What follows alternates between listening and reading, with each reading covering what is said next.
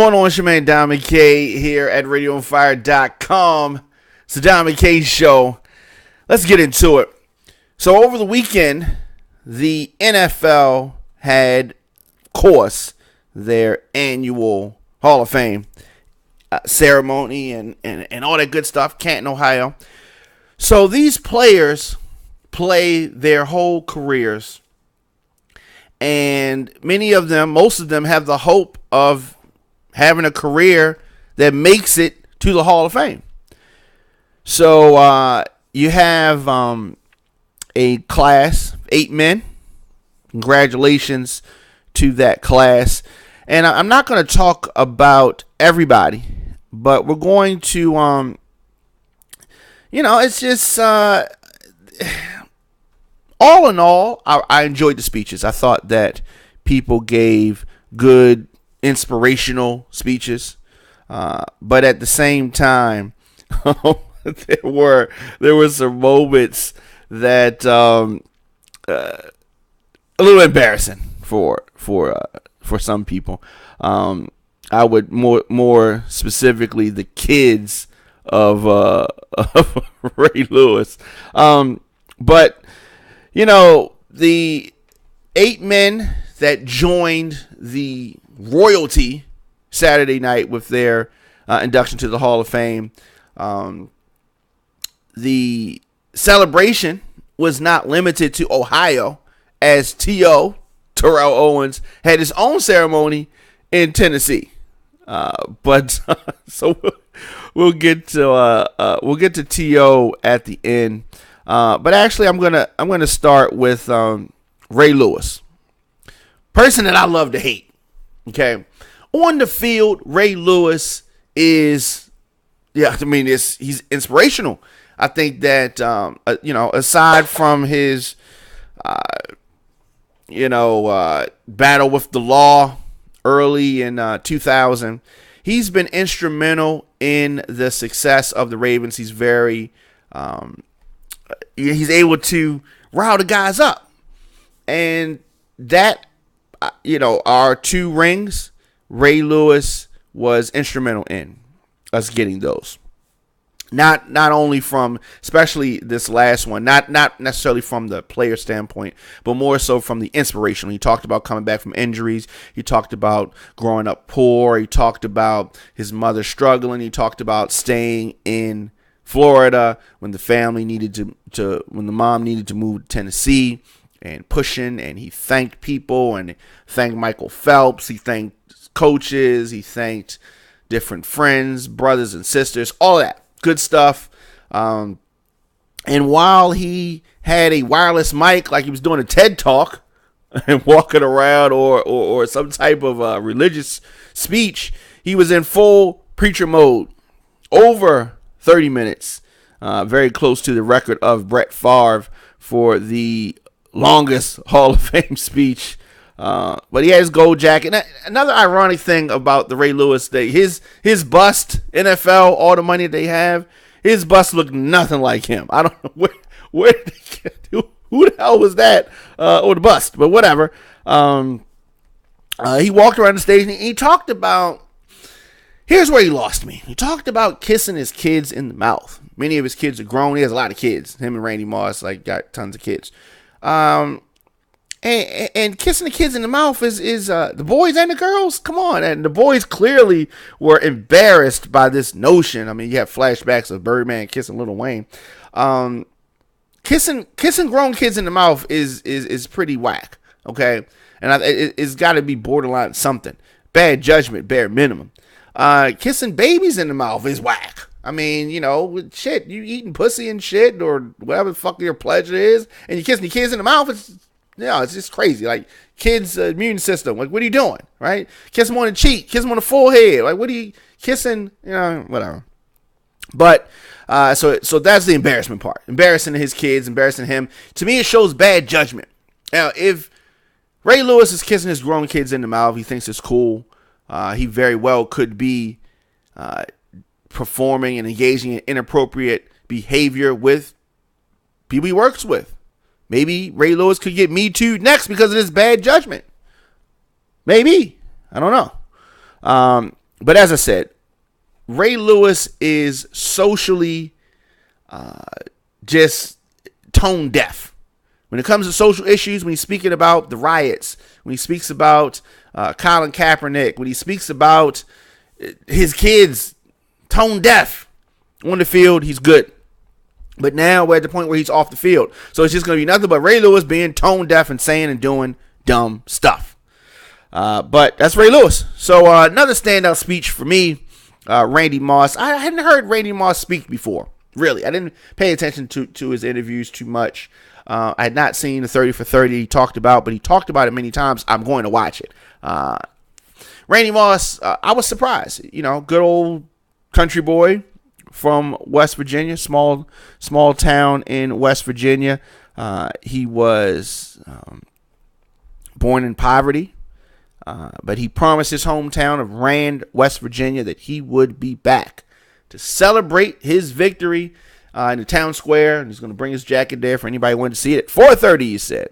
And, of course, giving his mother all the praise.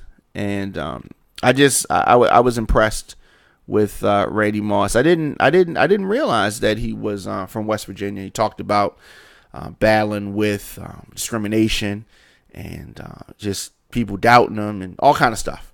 And Randy Moss, one of the best to ever do it, thanked all of his teams, coaches. He's a humble guy, at least at this point in his life. So definitely wanted to shout him out. And so while we're not going to go through every speech, a couple standout points. Brian Dawkins, Eagles fame, spoke about the pain he endured with depression and suicidal thoughts, and he spoke about he was planning the way he was going to kill himself so his wife could get the money. Who knew he was going through this level of pain? And it was very emotional. And he opened up about the turmoil that he endured, and he pleaded with those in pain to keep pushing through. So it was a very, very good speech. Very emotional. Very emotional. Brian Urlacher, he wanted to clear up the misconception that he came from privilege. So he was like, don't get it twisted. I didn't grow up with a silver spoon in my mouth, Ms. Hawkins. New Jack City. Whatever. All right. So he talked about pushing a lawnmower around the age of 12 and walking and working in the oil fields in Lovington, New Mexico, and the lumber yard in Albuquerque. So he's definitely had a great career. So, salute to him. But high praise for his mom. Mother's got all the love at the Hall of Fame, as they deserve. And he definitely credited her with his work ethic. Salute to him. Packers, interesting. Packers, ironically practicing at a sold-out Lambeau Field. Jerry Kramer went into the Hall of Fame, old-timer. And his daughter reacted to his unveil of the bust. And he was just happy. He was happy. During his speech, Kramer reminisced about the struggles of Green Bay's early seasons and how they got blew out by the Colts 50-0. Devastating loss. He was just talking about all that that team has gone through to get where they are. Robert Brazil, Dr. Doom, ended his Hall of Fame speech by saying, when the Hall of Fame knocked on his door, it was all of his dreams that came true. And after all these years, he's home. He also talked about stealing his father's electrical tape to put a number 51 on his shirt so he could emulate the great Dick Butkus. Last thing I want to touch on as far as the Hall of Fame goes, and that is the elephant in the room. They couldn't mention him, I guess, because he wasn't there.